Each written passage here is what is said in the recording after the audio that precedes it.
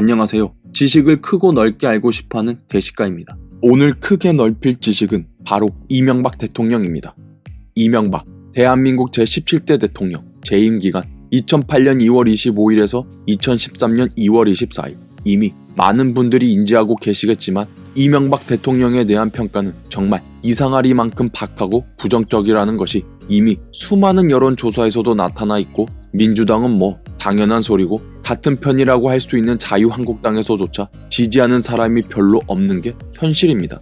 솔직히 저 또한 문재인 정부가 아니었다면 이명박근혜 대통령에 대해서는 아마 여전히 계속 거들떠보지도 않고 일반 시민들처럼 계속 안 좋게 보고 있었을 것입니다.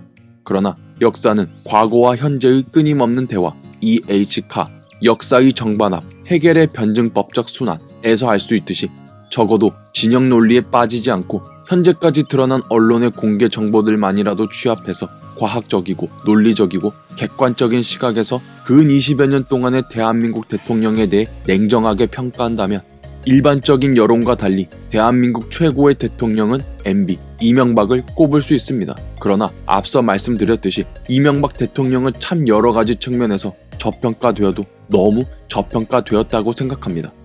그렇게 된 측면에는 이명박, 보수를 반대하는 세력들의 정치 공세, 대국민 선전선동이 가장 큰 요인이겠지만 박근혜 대통령도 그렇고 이명박 대통령 또한 자신들에게 비판적인 언론들에 대해 보인 태도나 그 언론에 대한 대응 태세 등을 보면 일반적인 대부분의 국민들이 그들의 이미지를 안 좋게 인식하는 것도 일견 이해가 충분히 가는 터라 그렇게 저평가된 데에는 이명박 대통령 자신의 문제도 크다고 생각합니다.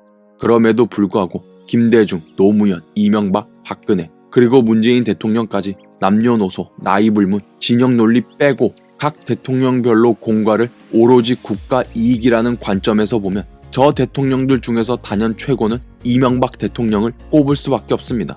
물론 친인척, 측근비리, 언론 장악, 부정부패 등 여러 부정적 평가가 존재하지만 그건 지금의 문정부는 물론이고 진짜 단 한 정권도 빼놓지 않고 대한민국 역대 어느 정권에서나 다 존재했던 문제이기에 논외로 하고, 이명박 대통령의 업적들을 살펴보면 서울시장 시절에 청계천 복원, 교통환승제도, 서울광장, 대통령 시절에 4대강 사업, 한국 G20 편입, 평창 동계올림픽 유치, 핵안보정상회의 개최, 국가장학금 제도, 세계 6번째 원전 수출국, 여성부 폐지 주장, 글로벌 금융위기에서 OECD 국가 중 한국만 유일 플러스 성장, 이제야 조금씩 빛을 보기 시작하는 자원 외교, 특유의 인싸력을 바탕으로 한 뛰어난 외교력 등등.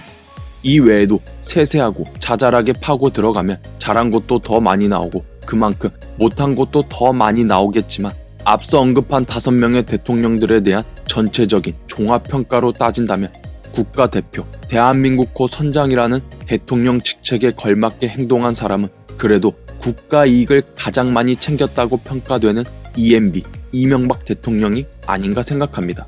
게다가 최근 아주 핫한 이슈의 중심에 놓여있는 윤석열 검찰총장도 이렇게 말하지 않았습니까? 검찰의 독립성과 중립성을 얘기하는데요.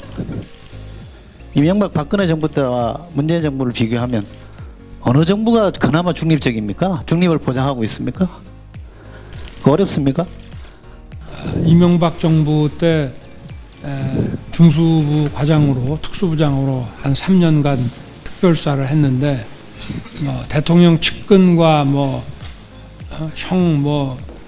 이런 분들을 구속을 할 때 별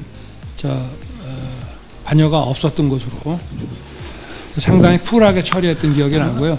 수사하시던 분 다 좌천시키고 한 정부가 중립성을 보장했습니까? 그 정부 때 그렇게 하신 분들이 지금 저는 중립성, 독립성 얘기하면 속아 웃을 일입니다. 고양이가 하품할 일입니다. 이렇게 또다시 재평가되는 우리들의 쿨가이 이명박 대통령. 이것이 해겔이 말하던 정반합에 의한 변증법, 역사의 발전이 아닌가 생각합니다.